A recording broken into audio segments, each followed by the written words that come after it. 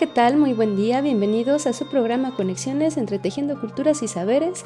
Yo soy Verónica Trujillo y me acompaña Edwin Morón. Quédense con nosotros porque el día de hoy estaremos platicando con Carolina Santos II, además de que tendremos las secciones alternativas del buen vivir, conciencia universitaria intercultural, de comunidad en comunidad, semanario de la UIEM y entretejidos. Así que quédense con nosotros, comenzamos.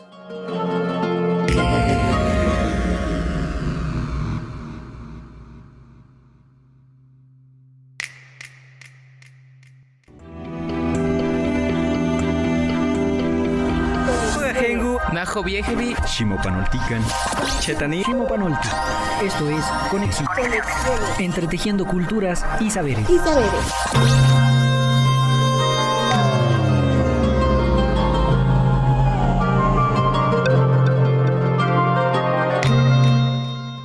Bien, pues como les adelantábamos ya hace un minuto, hoy estaremos platicando con la maestra Carolina Santos II, quien nos hablará acerca de la importancia de la lengua ñatjo, más conocida o de forma más común conocida como lengua mazahua. Y es que a partir de las lenguas, ustedes seguramente sabrán que se puede configurar el entendimiento, la sensibilidad, la interpretación de un mundo. Y es por eso que hoy en día es importante reflexionar acerca de cómo desde el mazahua, desde sus palabras, desde sus sentidos, podemos comprender el mundo. Y es que hemos insistido en varias ocasiones, Vero, auditorio, que los idiomas, las formas en las que desde un idioma se piensa el mundo, es fundamental para también generar procesos significativos respecto de este mismo.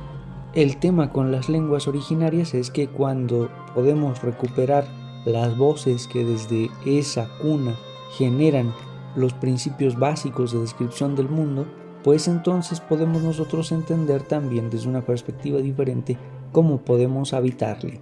Pero antes de entrar en tema y antes de dar inicio con la entrevista del día de hoy, vamos a escuchar a Adriana Rodríguez y alternativas del buen vivir, esto es Conexiones. Alternativas del buen vivir.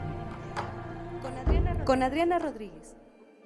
Muy buenas. Continuamos con la reflexión sobre la práctica del buen vivir, las experiencias de distintos pueblos y lugares y cómo también esto está trascendiendo el espacio territorial, local, para insertarse en debates de la academia. Te quiero compartir cómo en muchos lugares empieza a haber una recuperación de la identidad ancestral, de todo aquello que se ha perdido, desde pueblos, naciones y culturas originarias o indígenas que incluso perdieron por la transculturación su idioma originario. Sin embargo, hay algo que, aun perdiendo la capacidad de tener la lengua propia, se conserva, que es el sentir genético, epigenético, contextual y vivencial del arraigo a la tierra y a la raíz.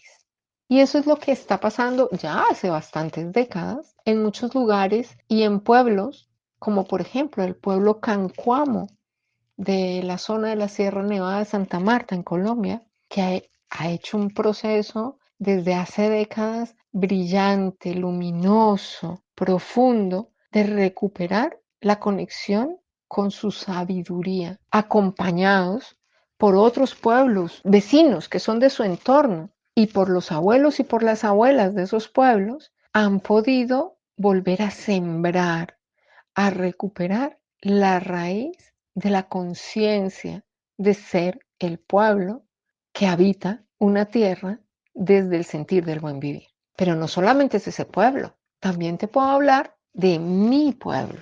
Sí, porque soy muy mestiza, tengo mezcla en la sangre, como muchos de los que pueden estar escuchándome o muchos de los que puedes conocer. Bien, en mi sangre mestiza hay sangre indígena, sangre muisca, de los mu de la zona de Sudamérica. Y somos un pueblo y una nación que empieza a tener una recuperación que, lo confieso, cuando la empecé a escuchar hace muchas décadas me parecía una locura, porque entonces yo era más blanquita o me creía más blanquita de lo que realmente soy. Y decía, ¿cómo en una ciudad tan grande como Bogotá, que tiene más de 9 millones de habitantes, puede haber un barrio y una zona indígena en donde la gente se identifique como indígena? Qué raro. Décadas después, soy una de las que se puede identificar y se identifica como procedente de ese origen y que empieza a indagar en su árbol, en su raíz, cuál es esa procedencia. Y aunque nos parezca loco o nos pareciera en algún momento extrambótico, a día de hoy hay todo un conocimiento y unos sabios y unos filósofos ancestrales que empiezan a reivindicar la palabra de esas culturas que creíamos perdidas. Y claro que hay etnografía, búsquedas e historia de esos orígenes que son los que nos permiten explicarnos hoy, aquí y ahora. Porque cuando podemos recuperar lo que somos, podemos empezar a hacer el cambio, hacer la renovación y hacer desde la raíz y la esencia seres del buen vivir. Alternativas del buen vivir. Con Adriana Rodríguez.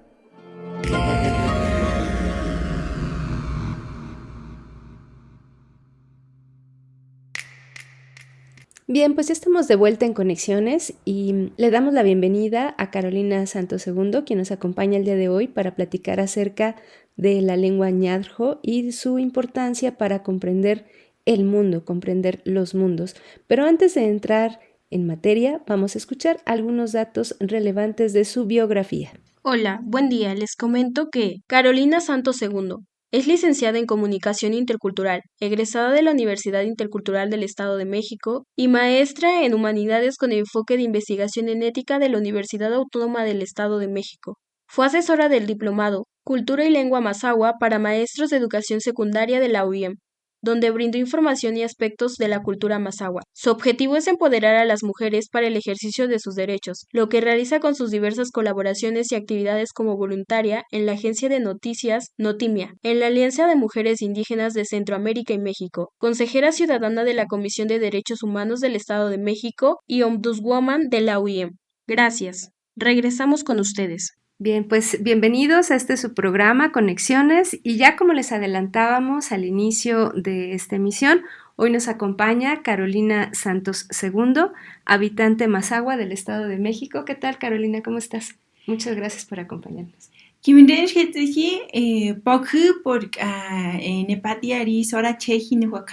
Intercultural del Estado de México. Muy buen día, muchísimas gracias, maestra Berito, maestro Edwin, por la invitación de poder coincidir hoy aquí en la Universidad Intercultural. Es un placer enorme poder enviar algún mensaje a la gente que nos escucha. Muchas gracias. Muchas gracias, Caro, por acompañarnos en este programa y platícanos en qué regiones del Estado de México y del país se habla la lengua ñadro y desde cuándo. Muchísimas gracias por la pregunta. Primero comenzar mencionando que los mazahuas estamos principalmente en 2 estados de la República. Habitamos en el estado de Michoacán y en el estado de México. La mayoría de la población está en el estado de México y dentro del estado de México nos ubicamos en la zona norte, en donde se encuentran principalmente los municipios de Almoloya de Juárez, Atlacomulco, Donato Guerra, El Oro, Ixtapan del Oro, Ixtlahuaca. Tenemos una parte también de Jiquipilco, aunque Jiquipilco también es otomí, pero sigue siendo territorio todavía mazahua. Tenemos también a Jocotitlán, San Felipe del Progreso, Temascalcingo, San José del Rincón, Valle de Bravo, Villa de Allende y Villa Victoria. Eso es en el Estado de México, pero en el Estado de Michoacán también tenemos a varios municipios que son de territorio mazahua, que son Jungapeo, Zitácuaro, Susupuato, Tlalpujahua, Ocampo, Agangueo, pero en la época de la colonia también se había encontrado registro de gente mazahua en otros municipios como son Acámbaro y Marabatío, que son una periferia ahí en la que se pueden encontrar muy cercanos unos con otros municipios. Entonces eso pues permitía que la población pudiera desarrollar el habla en todo este territorio. Y menciono los municipios porque son los municipios oficialmente reconocidos por la nación como mazahuas, y si son mazahuas entonces hablan mazahua o hablan ñatro. Sin embargo, el tema del habla de la lengua es muy complicado de determinar y de delimitar, porque hay quien dice, yo sí soy mazahua, pero yo no hablo la lengua, ¿no? Y de repente hay como un imaginario de ser mazahua y hablar la lengua mazahua son dos cosas diferentes y separadas, cuando no lo son, ¿no? Entonces, esa es una oportunidad de reflexión importante que tenemos los mazahuas, porque cada vez más nuestras poblaciones hablantes y nativohablantes se están reduciendo mucho, y creo que ahí pues tenemos que realizar un esfuerzo muy importante de primero reconocernos como mazahuas, después empezar a amar también a nuestra lengua, porque en nuestras comunidades, principalmente dentro de las localidades en donde converge la vida, es en donde la lengua todavía está muy, pero muy fuerte.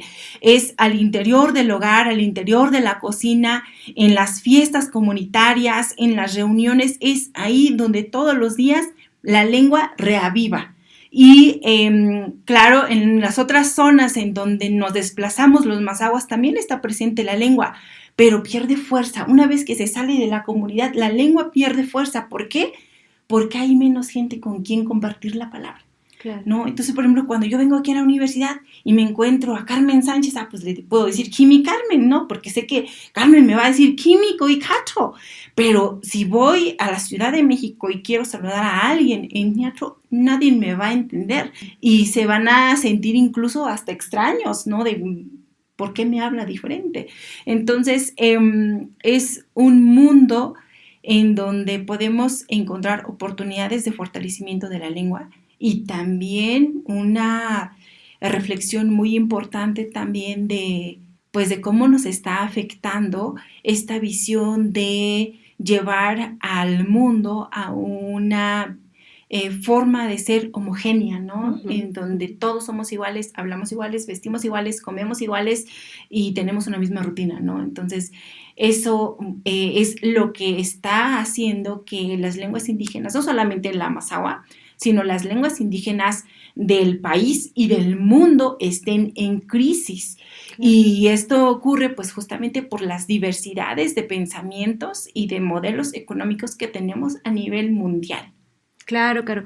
Estos datos que nos has compartido pues son importantes para tocar dimensiones que son sensibles, por supuesto, a las culturas, a las expresiones culturales que hoy en día habitan este país, este continente y, por supuesto, el mundo, y que nos dan cuenta de esas diversidades y cualidades también que tenemos como seres humanos.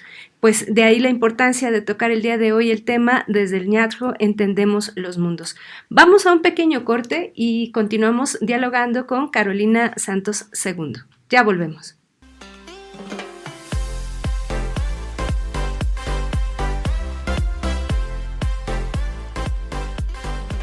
Si estás interesado en el ámbito de la salud y también te interesa la tradición de nuestros abuelos y abuelas, entonces probablemente Salud Intercultural sea la licenciatura que tú estás buscando, pues se pretende formar profesionales en el área de la salud con excelencia académica, alto sentido humanista y reconocimiento y respeto a usos y costumbres de su entorno.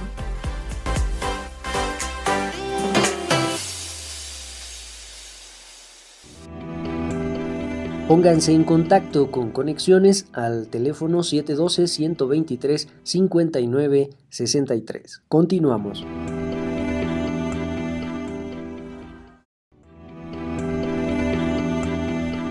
Escríbenos conexiones.ci@uyem.edu.mx.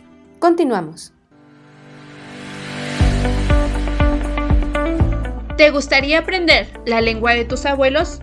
En la UIEM podrás encontrar la licenciatura en Lengua y Cultura, en donde se analizan procesos socioculturales y lingüísticos de pueblos originarios, con el fin de formar profesionales capaces de traducir e interpretar lenguas originarias.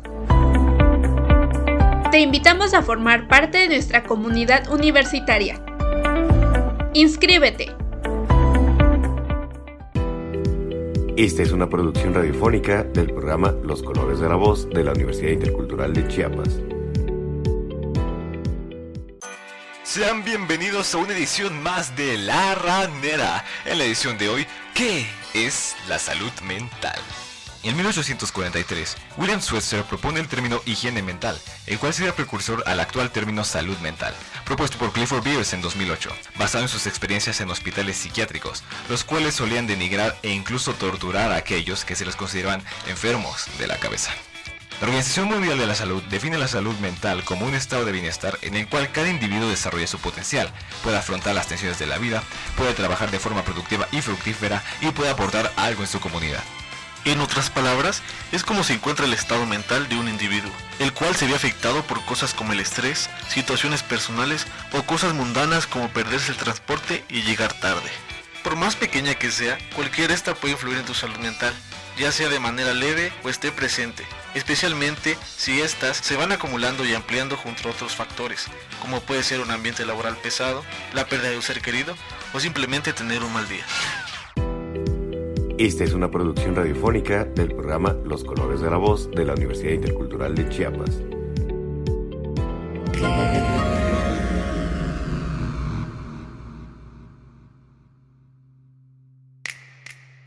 Pues ya estamos de vuelta en Conexiones, muchas gracias por seguir con nosotros. Seguimos dialogando con Carolina Santos II, Mazahua del Estado de México. Muchas gracias, Caro, por seguir en esta charla. Hay dentro de este mundo y dentro de esta configuración territorial del pueblo ñatro que nos comentabas hace un rato, seguramente variaciones debido a la geografía que habitan, debido a el asunto también climático, es decir, no es lo mismo habitar la montaña que el valle, que etcétera.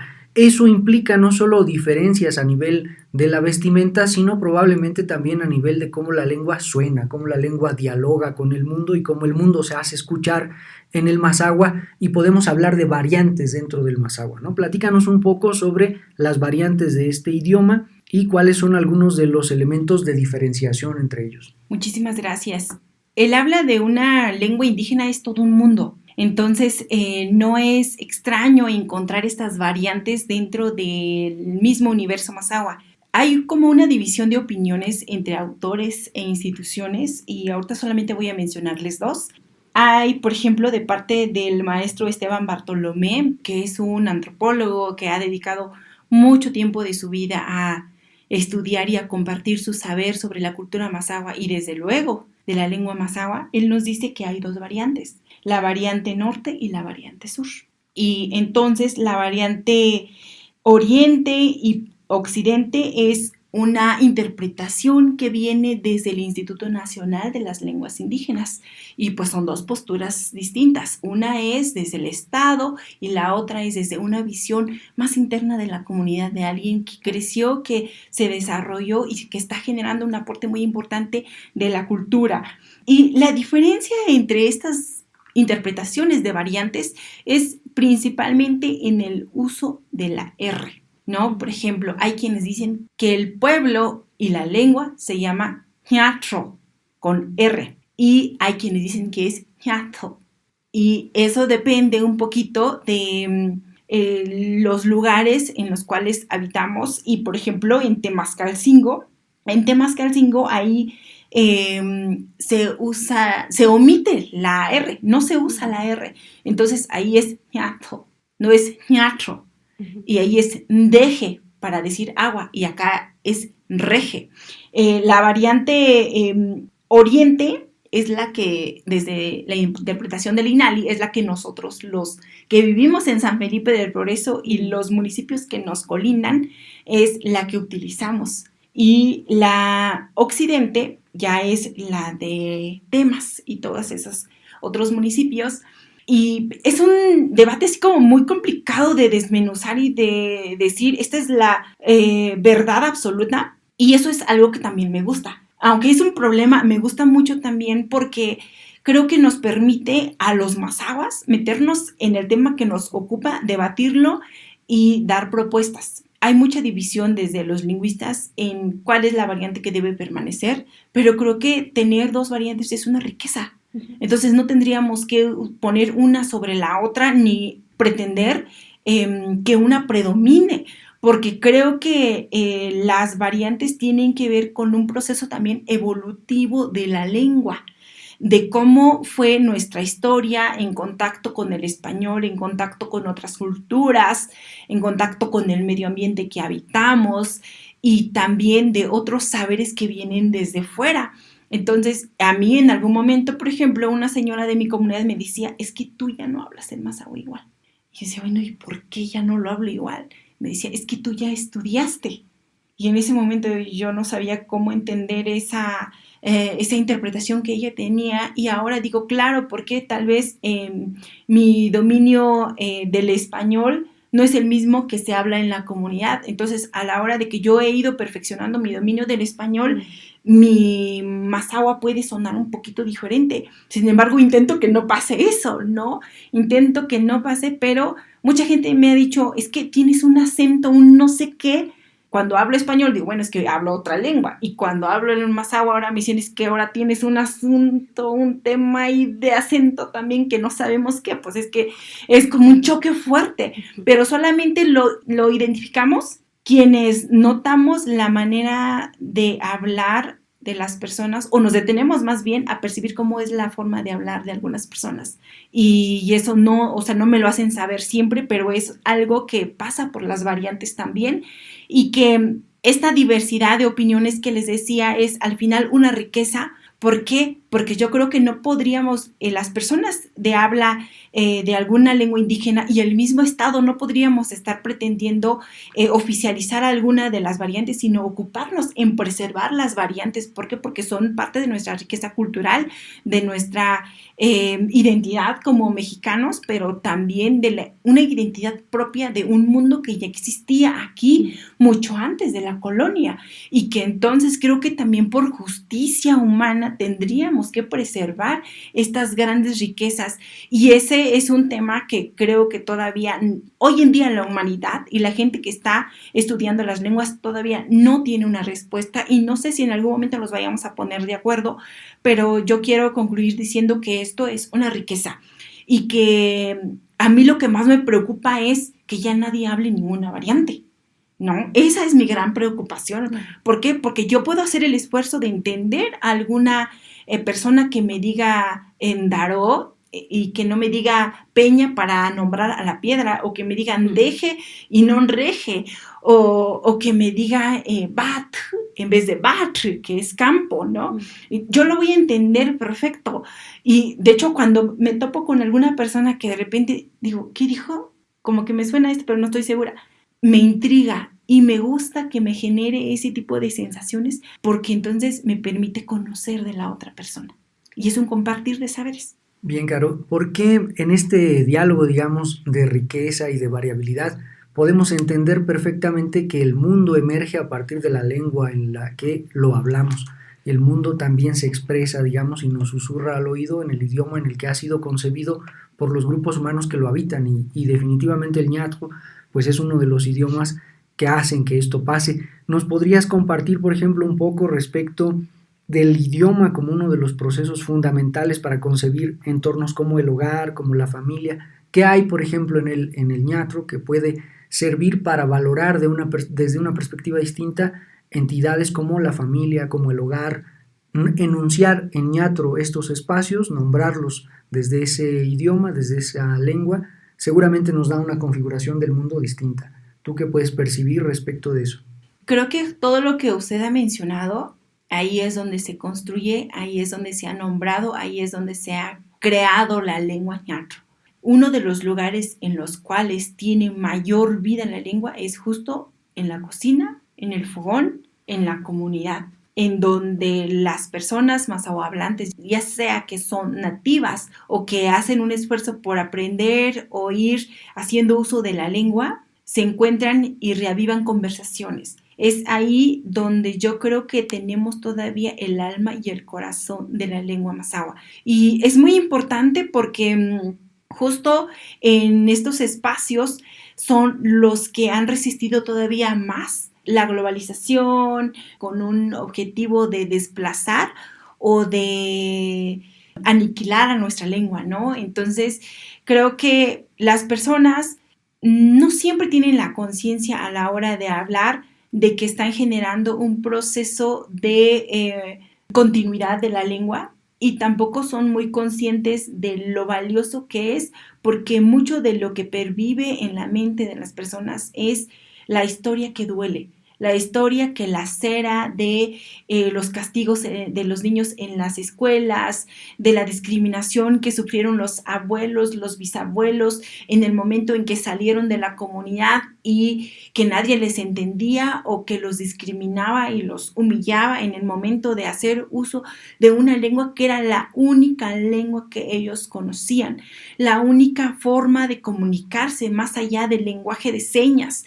Y que en este momento de encontrarse con otros mundos, con otras culturas, con otros saberes que pretendían de alguna manera también convivir con nosotros, pero que al final era como una imposición, entonces se genera un choque muy fuerte intelectual y emocional que se ha venido heredando también de generación en generación, algo que algunos le denominan la memoria ancestral o la memoria de las células, ¿no? Que esas emociones y esos sentires se transmiten a las personas y que entonces, ¿qué es lo que ocurre? Pues que a muchas personas de las nuevas generaciones, y hablo de hace como 50 años para acá, empezaron a restringirle el uso y la enseñanza de la lengua a sus descendientes. ¿Para qué? Pues para que ellos no vivieran estas mismas experiencias de dolor y para de alguna manera ser integrados a ese mundo que tantos los rechazaba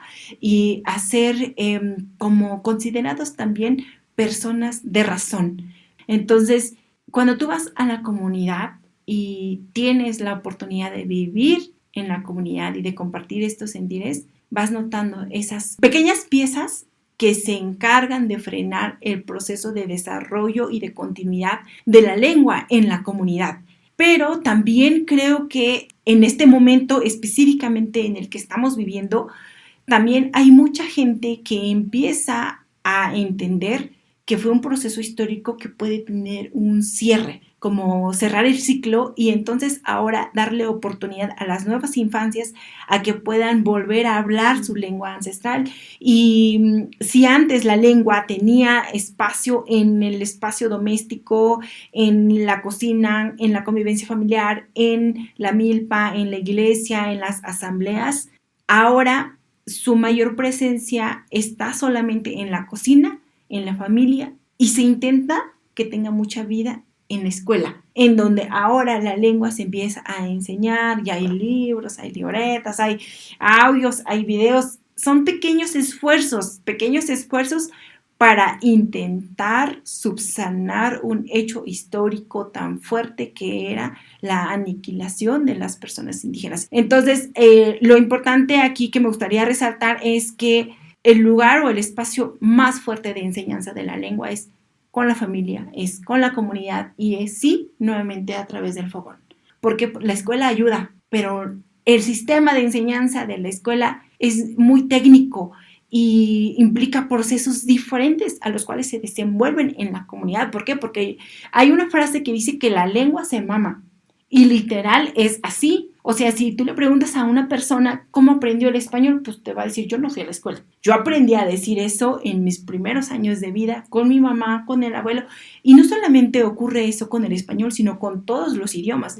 Entonces, las lenguas indígenas deberían de prevalecer viviendo y evolucionando en estos procesos también.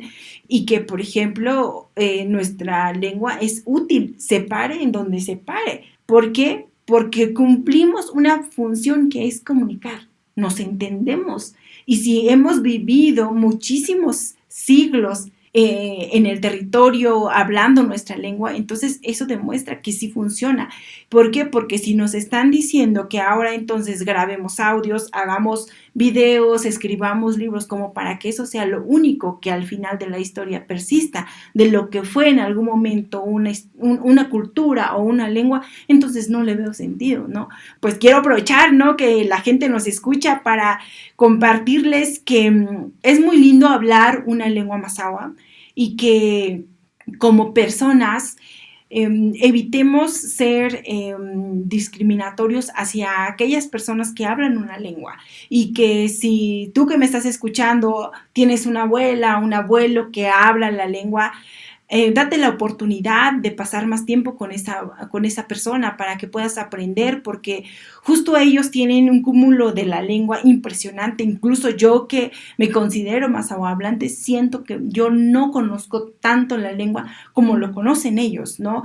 Y que tal vez nuestro reto ahora es renombrar las cosas nuevas. ¿Por qué? Porque, por ejemplo, nosotros no podemos nombrar dinosaurio porque no había dinosaurios en nuestro territorio, pero sí podemos nombrar al panre, que es el venado, y podemos nombrar los lugares según sus características, ¿no?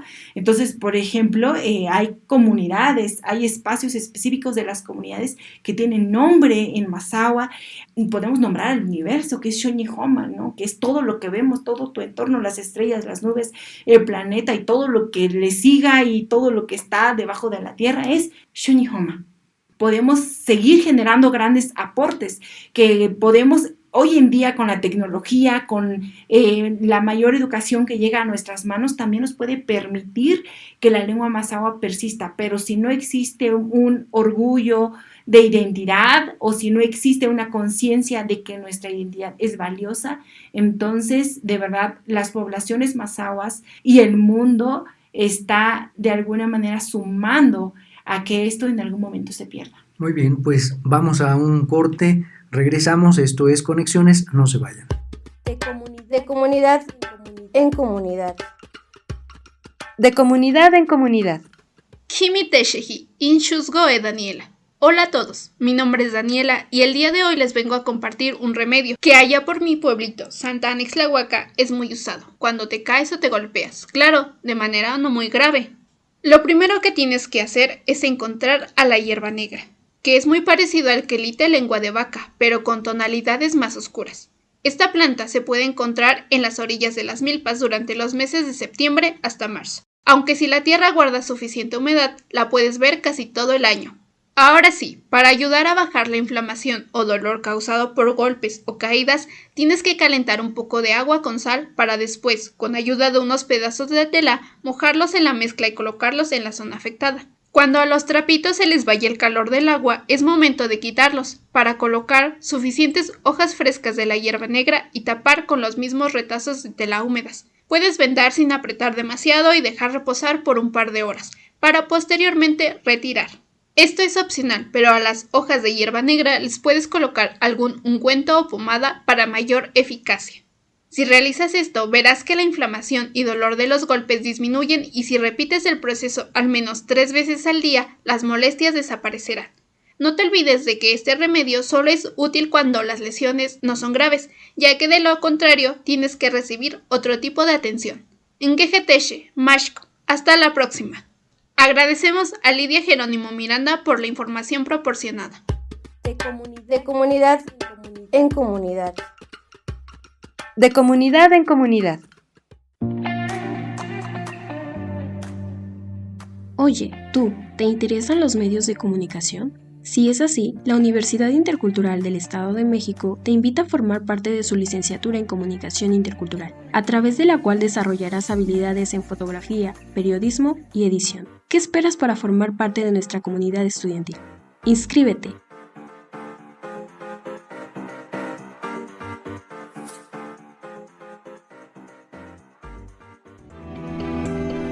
Pónganse en contacto con Conexiones al teléfono 712-123-5963. Continuamos.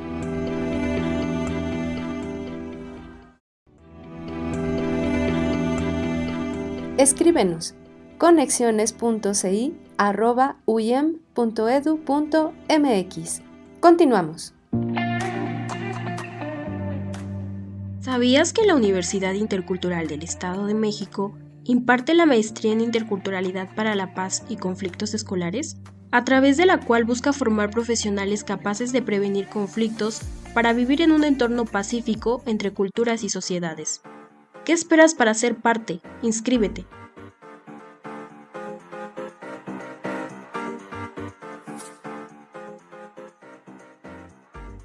Semanario de la Universidad Intercultural del Estado de México. Iraí Salivar Martínez obtuvo el grado de licenciada en Lengua y Cultura, bajo la modalidad de mérito académico. Tomó protesta ante el sínodo, presidente maestro David Gómez Sánchez, secretaria maestra Rocío Sabino Nava y vocal maestra Alondra Sánchez Zamorano. Estudiantes de la licenciatura en Arte y Diseño y padres de familia participaron en la muestra sonora, visual y olfativa sobre la interpretación de visiones primerizas en una práctica ritualista, titulada Jan Khao Chokta, Chine Kata Vendana. Dicha actividad forma parte del trabajo de investigación del estudiante Marcos Daniel Hernández Martínez, aplicada en la zona mazateca, en la comunidad de Unión Hidalgo, Tenango, Oaxaca.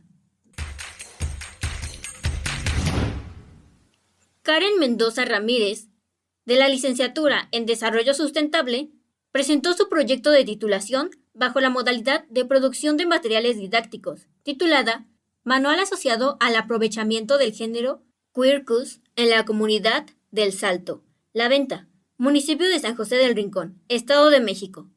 Ante el sínodo, presidenta, doctora María Consuelo Marín Togo, secretaria, doctora Dulce María Ávila Nájera, y vocal, maestra Noemi Flores Mercado, quienes aprobaron por unanimidad de votos. Semanario de la Universidad Intercultural del Estado de México.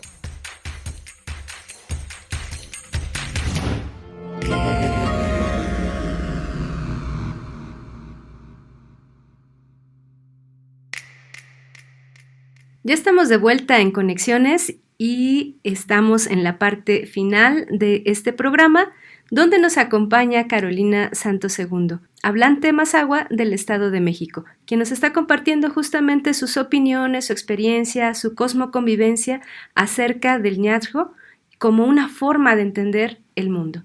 Platícanos, Caro, ¿cómo se vive la lengua ñatjo en el entorno comunitario? Es decir, ¿cuáles sus maneras de convivencia a partir de las asambleas, de las fiestas patronales, del fochte?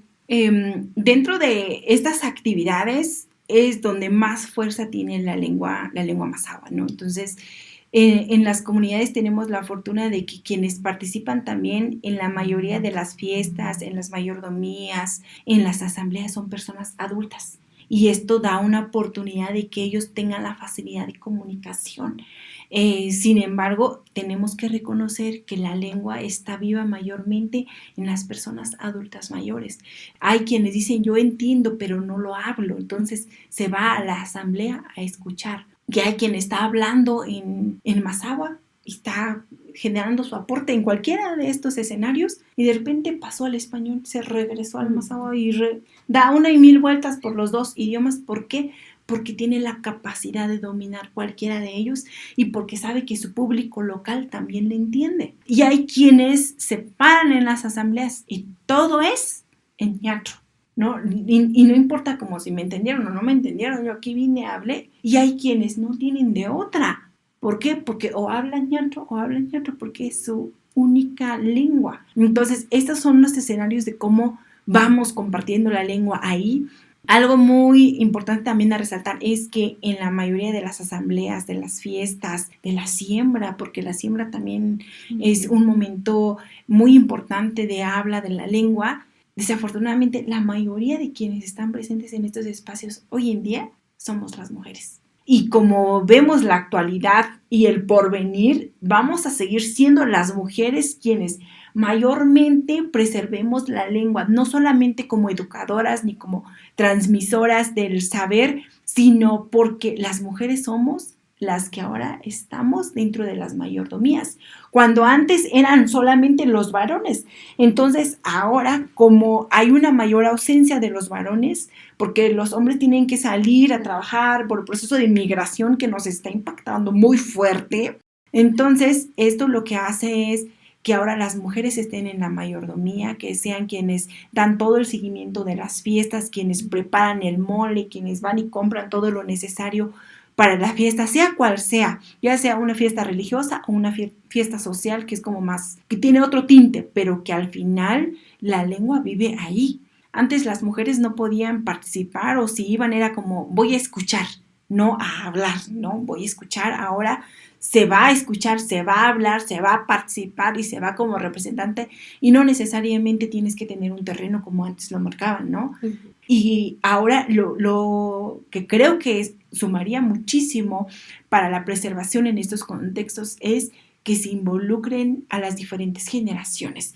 Eso lo hemos hecho mucho los pueblos originarios, pero también ahora el sistema educativo, o más bien la dinámica de vida que tenemos ahorita, marca ritmos diferentes en donde quienes están en etapa educativa pues vayan y se eduquen y estén en estos espacios gran parte de su vida. Eso quiere decir que si la fiesta es entre semana, no están muy presentes en la fiesta. Y antes, por ejemplo, ¿qué hacían? Como no había mucha presión del Estado para ir a la escuela, si esta semana es de cosecha, nos la aventamos en la milpa, ¿no? O sea, no pasa nada, nos vamos a sembrar. Eso permitía también nuevamente este encuentro de la familia y de reavivar conceptos. Entonces, poco a poco ibas aprendiendo, ¿no? Cómo se llamaba la hierbita que estaba en la milpa, cómo se creaba la cruz para poder hacer el combate, cómo nombrar los colores de las semillas, cómo nombrar la torre de flores que se pone antes de la fiesta del pueblo. Todo eso que tiene nombre y tiene vida solo hasta que se festeja una fiesta. Entonces, ¿qué pasa? Pues que si ese momento ritual comunitario no se vive, ese concepto desaparece. Claro. O tenemos esa convivencia o ese encuentro con los hongos solamente en un momento del año. Si no hay lluvia, adiós hongos. Pero también, si no vamos a recolectar los hongos al monte, no van a venir los hongos a casa. Y entonces no los vamos a poder nombrar. Y el hecho de que, ok, como familia vamos y recolectamos hongos, es un proceso importante tal vez para la alimentación. Sí, pero lo es también para la lengua. ¿Por qué?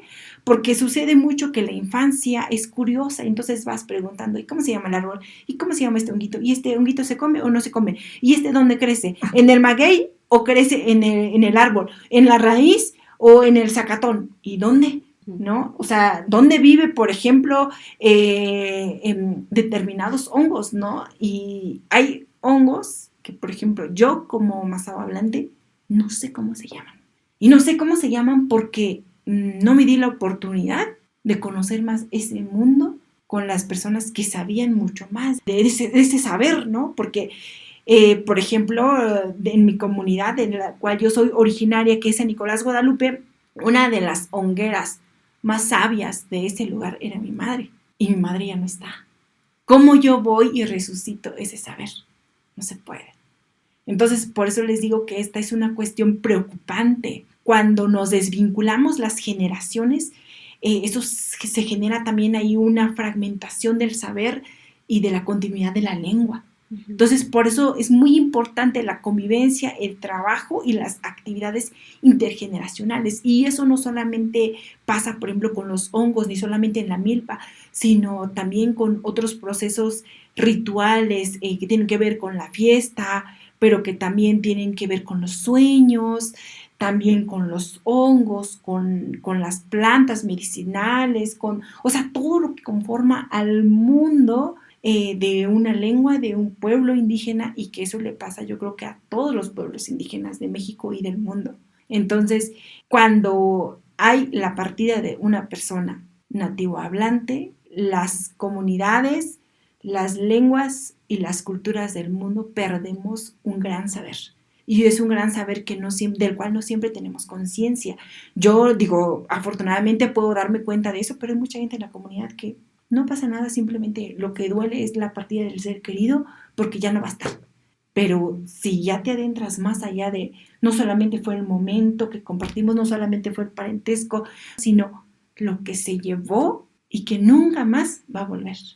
Entonces tenemos que reconocer que las lenguas indígenas están muriendo con las abuelas y los abuelos.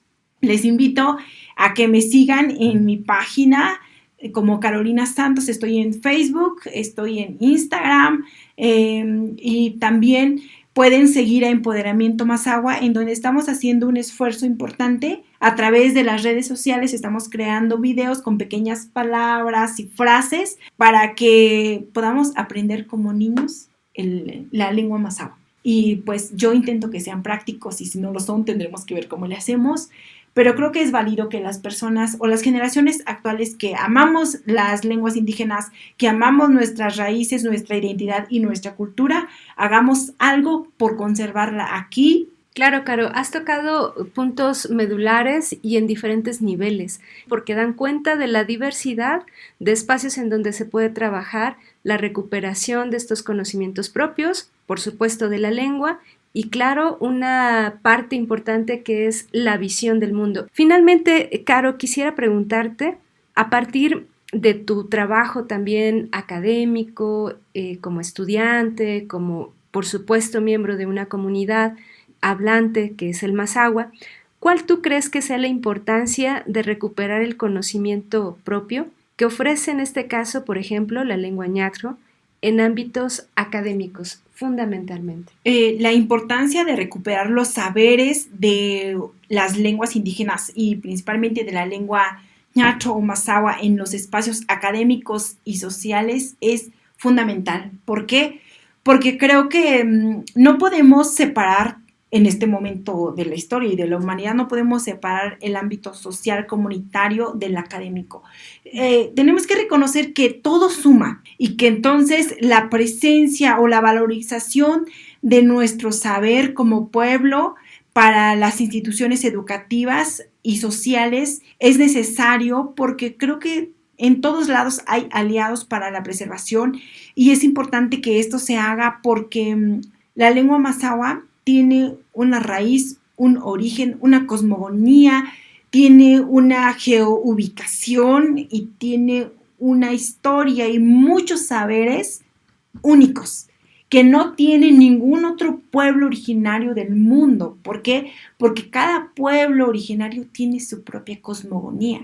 Por eso yo al inicio hablaba de una riqueza que es muy amplia y que entonces justo ahí radica su importancia, que tiene una lengua propia, que no es un dialecto, es una lengua, es un idioma que tiene el mismo valor que el alemán, que el chino, el portugués y el inglés que tanto nos quieren imponer hoy en día, que tampoco no está mal del todo, ¿no?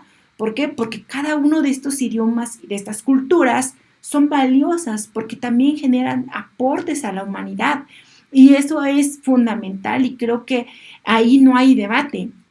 La cuestión aquí es cuando se piensa que somos inferiores o que valemos menos.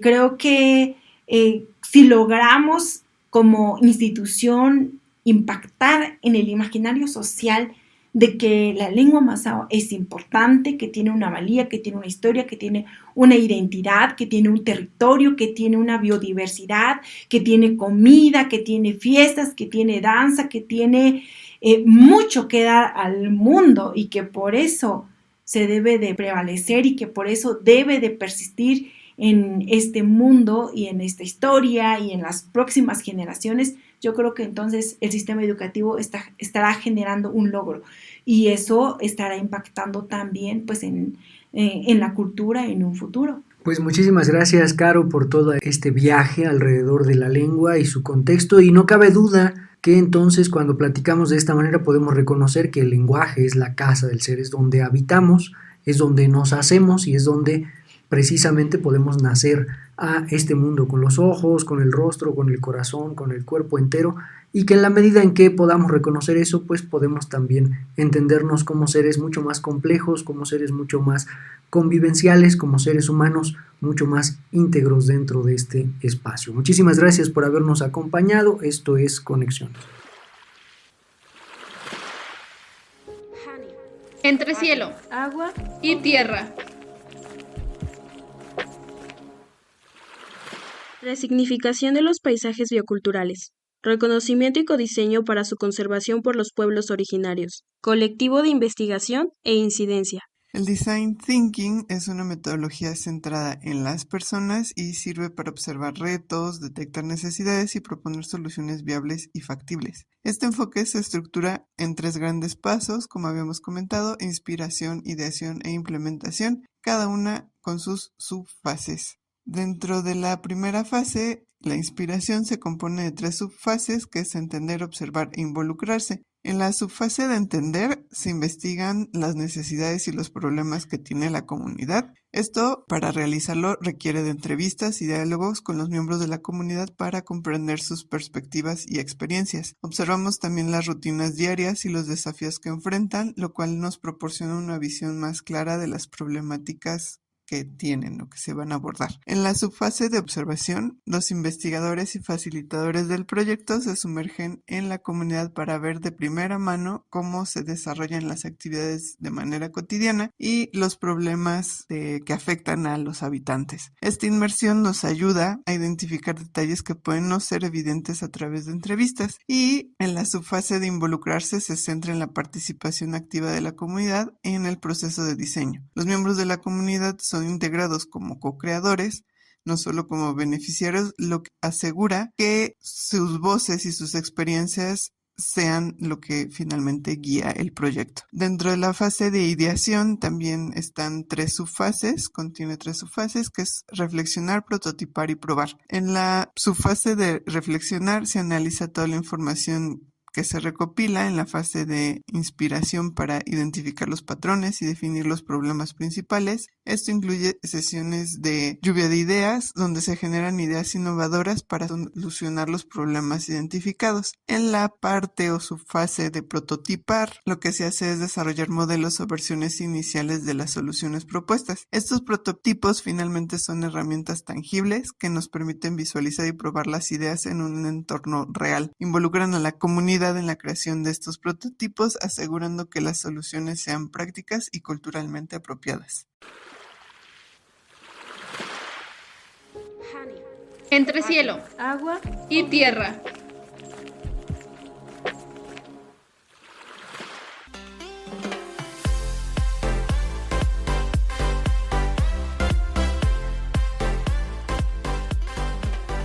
¿Te interesa el ámbito de la salud? Entonces, en la licenciatura en enfermería podrás aprender desde los conocimientos básicos como primeros auxilios hasta habilidades quirúrgicas.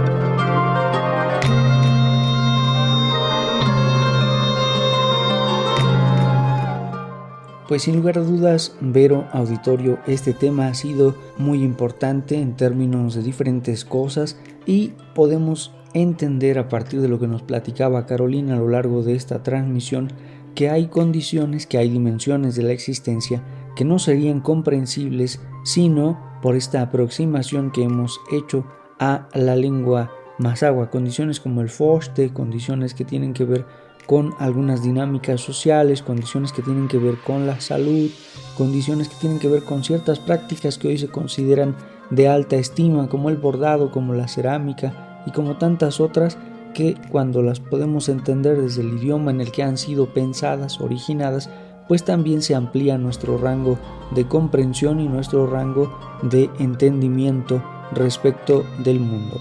Es correcto, Edwin, y justamente como mencionas, pensar la dinámica de una palabra, de una oración, del sentido que genera esto, nos lleva a darnos cuenta de las interacciones que tiene esa palabra con otras y cómo ese sentido de la palabra emerge a partir de la práctica, de la actividad, de la interacción de ese sujeto con otros sujetos.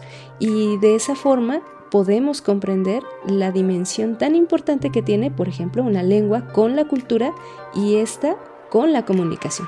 Ha sido un placer para nosotros estar en esta transmisión acompañándonos respecto también de la lengua mazahua y cómo desde ella se puede comprender el mundo. Agradecemos infinitamente a Carolina Santos II por esta transmisión y toda la sabiduría que nos comparte a partir del idioma ñato o del idioma mazahua.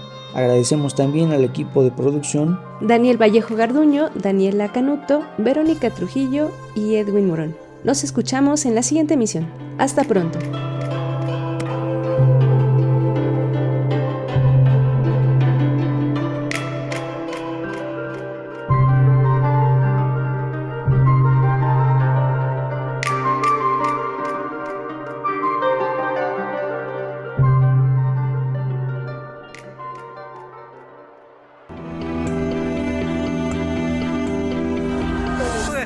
Najo Viejevi, Shimopanoltican, Chetani, Shimopanolti. Esto es Conexión. Entretejiendo culturas y saberes.